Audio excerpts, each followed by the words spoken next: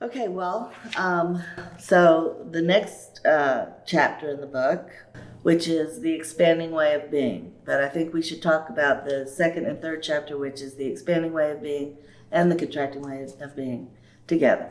So the expanding way of being, you identify them as expanding, space creating energies, and the contracting people are contracting time creating energies. You say that expanding people come from who they can be for you when they contribute, and the contracting person comes from what they can do for you to contribute. So you want to elaborate on that a little bit? Yeah. So you tell me, okay, how do I contribute? What's easier for you to hear? Coming from being who you can be for someone or doing what you can do for someone? If somebody asked me that question, yeah, I love doing things for people. But underneath it all, I'm coming from being who I can be for people. I want to give them good food. I need to do that. But where I'm coming from is being who I can be for people so they can grow and develop and they can have good food. And they can have a good life. So it's a bigger contextual kind of place I'm coming from rather than doing something specific for people. Right. Like I think about my mother who is expanding. She's opposite from me. And she was always opening things up for me. She was always saying, you should try a lot of different things and see what you enjoy, see what you're good at, you don't have to decide what to do and stick to that, whereas my father, on the other hand, he was all about doing, you should find a job and you should stick with it and you should just do that and, and your life will work. Mm-hmm. So that you have a brother, you identify yourself as an expanding person, your brother is expanding, you have a sister, and she is contracting. Yeah, she's opposite. My father and mother were opposite each other. My father contracting, my mother was expanding. Mm-hmm. Okay, so, and then let's get into, you talk about that expanding people see the possibility of what is not happening. Yeah, you could look at it as like we're not in this world at the present moment. We're more outside of the present moment, thinking about what else could occur.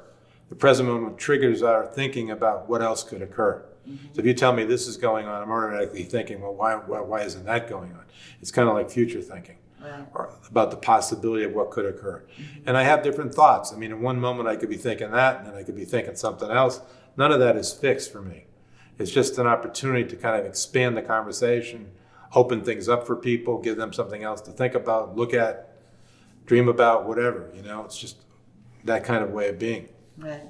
Yeah, and you say, like for instance, you change your mind a lot. It says, expanding people change their minds. They're torn between opposites.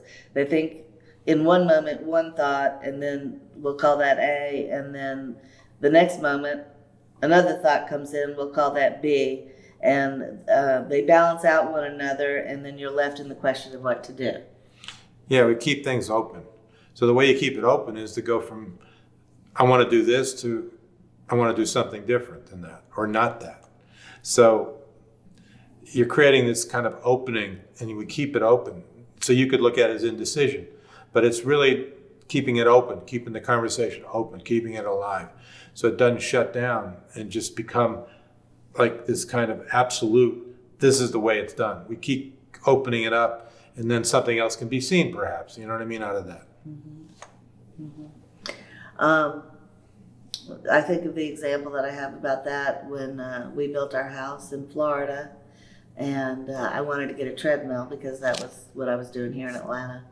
And so we went to the store and we walked in, and we're walking in the store, and the very first thing that catches your attention is a new machine, something that was not the treadmill. And for me, I was going to get the treadmill, and I wanted to go get it and leave. And you were like, "No, we have to take a look at this. Let's see what this is." And of course, we left with the new machine, which was the elliptical machine. And we get down to Florida, and I use the elliptical machine, and then I realized, I like that better than the treadmill. So then I came back to you and told you, now I want the elliptical machine in Atlanta. So I would not have thought of that. I would not have thought of going, because I would have gone for what I know, and that would have been it. Right, you have that experience with it. Right. So you're kind of limited by your experience of things, how things were in the past, expect them to be the same and kind of like that. And where with me, it's not thinking about the past, it's thinking about what's possible. So I'm always looking at the difference between what's going on now and what could be. Okay. So expanding people create the opposite of what is in every conversation they get involved in. And this is the conversation, this creates space in the conversation. So whatever is not A gives distinction for A. To have a distinction for anything is to know what it is not. Expanding people provide distinction for life by seeing what is not, so we can see what is in the end, or what is appropriate in the end. So that occurs like when we're talking to each other. And you're telling me something, I'm telling you something else. And we're kind of both looking at it and deciding whether that's appropriate or not, this something else thing. And it may or may not be, but most of the time at the beginning of a conversation, it's not the final thing. It's what I thought going into it and what you think going into it. So we kind of like listen to each other saying what we're saying and then kind of get to the point where, no, that's not it. So that's like taking a statue, right? A big block and chipping away a piece that's not what's supposed to be there. Because that's what sculpting is, right? You chip away what isn't the statue. So that's what this conversation is like. It just goes on, like pretty much like breathing, like your heart's beating between the two of us. I'm going like that, you're going like that, I'm going like that, and I'm going. Well, So one of the analogies that you always use is using a room, like seeing in a room. Yeah. I mean, to have a conversation, you got to actually realize, this energy difference is present, which means they see something different than you. And a physical analogy would be just looking at what's in this room. I got to listen to what you're telling me because you're seeing something that I can't see if I want to know what's going on here. Mm-hmm. And you got to do the same with me. Right. So going into the conversation knowing that you're seeing something different than me, and I need to understand what you're seeing to be able to come to some sort of conclusion, allows you to be able to say a bunch of things to me that you wouldn't say if I was just right about the way I was thinking. Because if I'm coming from individual in nature, that's the tendency. Because you feel that you can see everything in the room by yourself. And you're right about it, because I've done this before, I know how to do it, whatever the reason is. But the truth is you can't. So as you get to understand this, you can dance with each other a little bit. Where, okay, you go that way, because I know you're going that way. And I'm going to go this way, and we get used to that.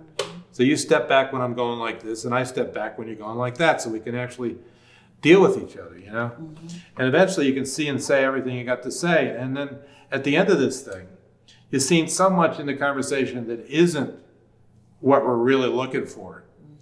Because you got all that out of the way. That what's left is, the statue of David standing there, And we both say, hey, what about that? And we recognize for the first time what this whole conversation has been about. It started off with a concern for something. Right. But it led to this, you know what I mean? And we're both in awe of it in a way. It's like the balance point in the conversation reveals something to us. It unconceals something to us. It shows up to us, Right. That this is what it's really about. So now for the first time, we know what we're after. We know where we're at and we know what we're after. And then we can move forward because you can bet your life on that. Yeah. You can bet your time, your money, and everything else on what just showed up.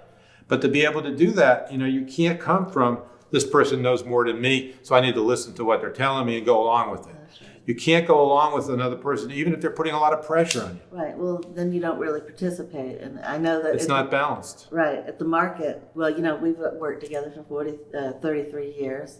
And oftentimes when there's a shift and we start going in another direction, we've had conversations just like this. Yeah, you'll bring something to my attention. That's how they usually start. Mm-hmm. Or I will have seen something and say something to you, but most of the time it's because you've seen something specific. Right, I'll say, I saw this. Yeah, and that starts the conversation. Right, exactly. Yeah, and then also, like, I think about at the market, because everybody works in partnership there, one expanding energy person and one contracting energy person, and where we have problems is always when say somebody leaves the market and the partner needs the existing partner, the one that's still there, needs a new partner. So you put somebody in with them, you move them up maybe from the floor or whatever, and initially it's the situation is always so imbalanced because they are the new ones and they just trust everything that the other one, says, when people don't realize that it's really not what you know, it's what you see, in the conversation. Yeah, it's intuitive. It's intuitive. That's right. So you got to trust your feelings. Mm-hmm. If it doesn't feel right, it's not right. I don't care what you know or you don't know about it. If it ain't feeling right, it's not right. Yeah. You can't sell out. You know what I mean? That kind of intuitive way of reasoning. Mm-hmm. You have to use that. Yeah. If it's not right, if it doesn't feel right, it ain't right. Right. So also in your book, you talk about like expanding people they're the space creators. They are the context, and contracted people are the content.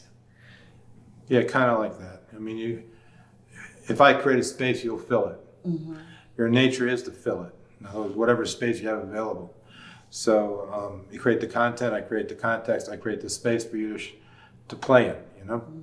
So if you like the game that I'm creating a playing field for a particular game, then you can be great. You know what I mean? If I provide a playing field for you. But it has to be positive, in terms of like where I'm coming from. To create a playing field that's really appropriate for people, you have to have a positive place to come from where you're coming from, giving to these people, providing something for these people. Mm-hmm. A negative playing field would be I'm trying to take advantage of these people. Mm-hmm. I want to get something from these people. And I want to get them to vote for me. Mm-hmm. So I'll do this to get that vote.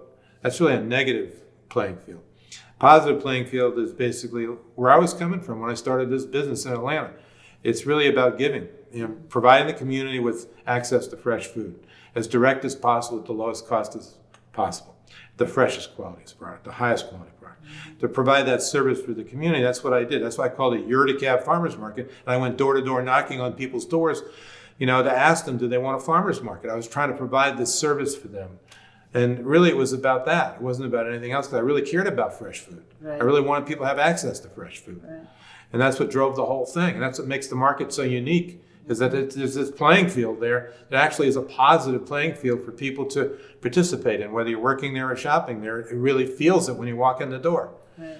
So that's something else about expanding people, creating a positive situation or a negative playing field. Mm-hmm. Well, yeah, and in the book you talk about expanding people can either be creating a positive space, a negative space, or no space at all. Now, when you're creating no space at all, it's like you're going to school and you don't care about what the teacher's telling you, and you're not interested in what's going on around you. You're just there trying to get something. Mm-hmm. It's just like you're not even really alive. You're right. Just kind of like going through the motions. Well, like when I met you, I had my hair salon, and after we dated for a few months, you came to me and you said, I really don't think this is going to work. And I said, why? And you said, because you knew enough to know that you needed a partner in your life. Like the market was very demanding. The business you chose was very demanding. And if I wasn't part of it, I would be competing with it and I would lose, basically. And so I had to really think about, did I want, I had created my little life over here. I had my hair salon and, I had to look at, do I want to continue doing what I'm doing over here, or do I want to play on your playing field? And it was a really serious decision for me because I had been successful in terms of being able to, make a living for myself.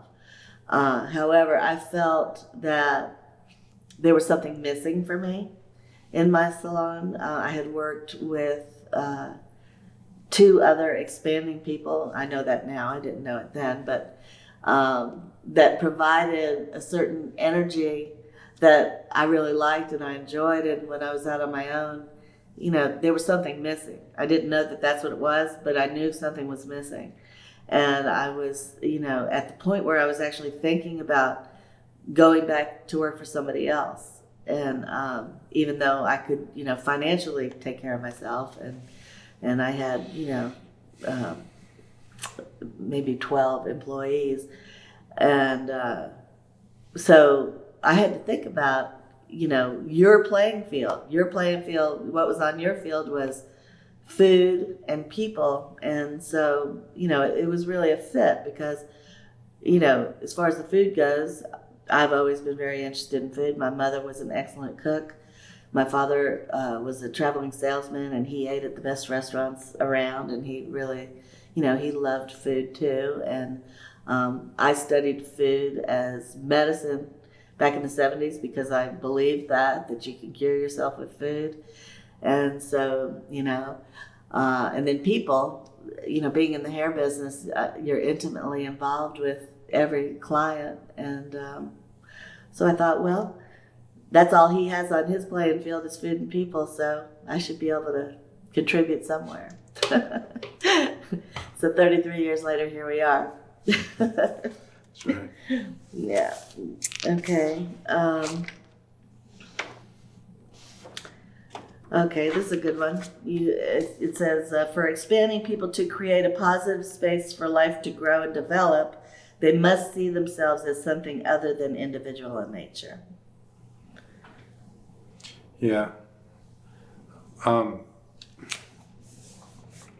Well, again, you're separate from everything around you when you're individual, and basically you have the effect of it. Mm-hmm. It's like things are happening to you. When you're at source in it, like, you're coming from, no, life is in me, life has been given to me, and my job is to give it back any way I can, mm-hmm. contribute back what I can. So it keeps people moving and alive, Mm-hmm. So it's really this connected thing. If I'm seeing myself as separate from everything, I can't achieve that. Mm-hmm. Okay.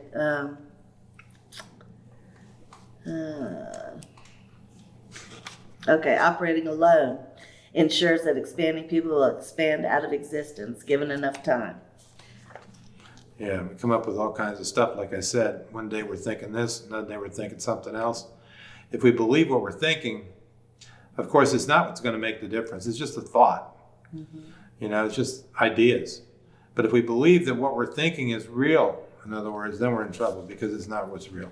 It's just a thought. That brings me to what that provokes for me is that, we think we are our minds, but we're not our minds. Yeah.